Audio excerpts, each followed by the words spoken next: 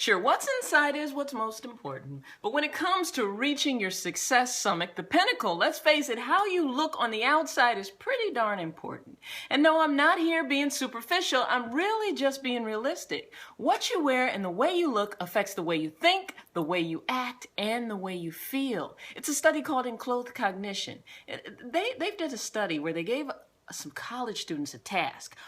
One group wore the doctor's coat. They felt like doctors. The other ones wore a painter's coat. They felt like painters. So the ones that wore the doctor's coats were able to focus 50% more than the ones that wore the painter's coat. And the reason?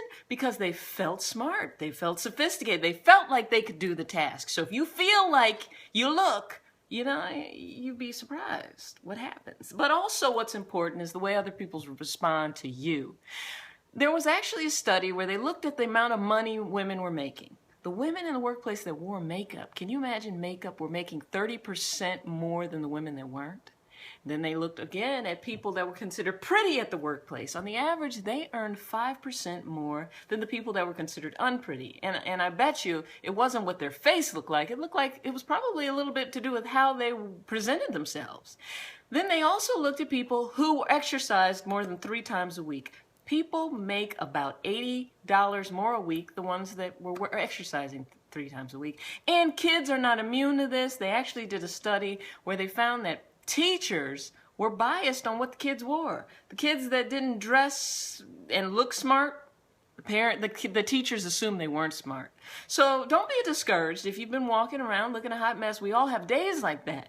But the key to the 30-day success challenge is to take some of our old habits, switch them around so that we can be the most successful version of ourselves that we can possibly be. So welcome to day 2 of the challenge. This challenge is to look great. Imagine those days where you look great, your lipstick is popping, your hair is laid, you go out, you're at work, you're in the hallway, people are like, did you lose some weight? Girl, where'd you get that outfit? Where is the party? And you walk into the bathroom, you're like, oh, I do look kind of good today. And you have a meeting, right?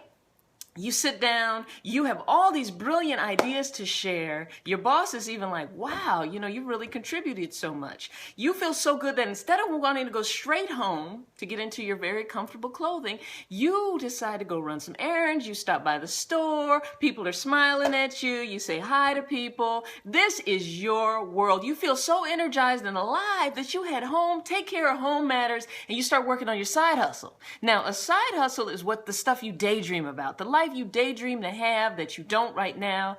That's what success is. When you attain your side hustle and you make that work for you, that's when you've reached success. So you start working on that. You even feel so sexy that guess what? Your boo is there and you want to be intimate. You even have energy for that.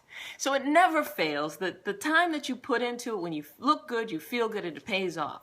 So let's consider a day of being blasé. You give yourself 40 minutes to get dressed. Your hair isn't quite right because you didn't feel like wrapping it up last night. You feel like you have absolutely nothing to wear. So you throw your hair back in a ponytail. You put on the first thing you see in the closet and bam, you're out the door, headed to work.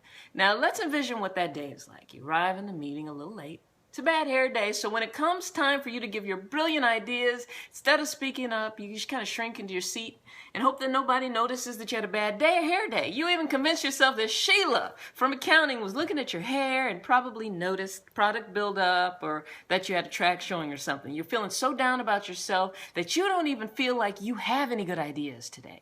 So you say absolutely nothing.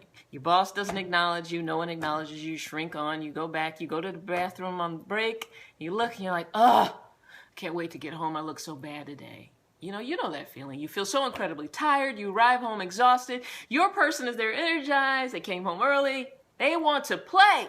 And what do you have to do? You have to apologize because you're in a bad mood. You're moody, you don't feel good, and you're off to bed early. So really how you look not only affects how you feel, but also how the universe feels about you. So whether you're headed to run errands, travel across the country to work, to class, to your business, to visit friends, take time to look as good as you possibly can. Now, a few things that happen if you spend most days looking a hot mess. You get passed over for promotions. The love of your life might walk right past you and not even notice you. You'll continue to feel exhausted. It'll make it increasingly difficult to chase down your dreams. You feel less compelled to exercise. Your dreams start to seem impossible. So please, please, please don't let sartorial laziness block your road to success. We have to do this together. Looking good is part of feeling good. So today and every day of this challenge, this 30-day success challenge, feel yourself look great every day. Feel free to leave comments and ask questions below.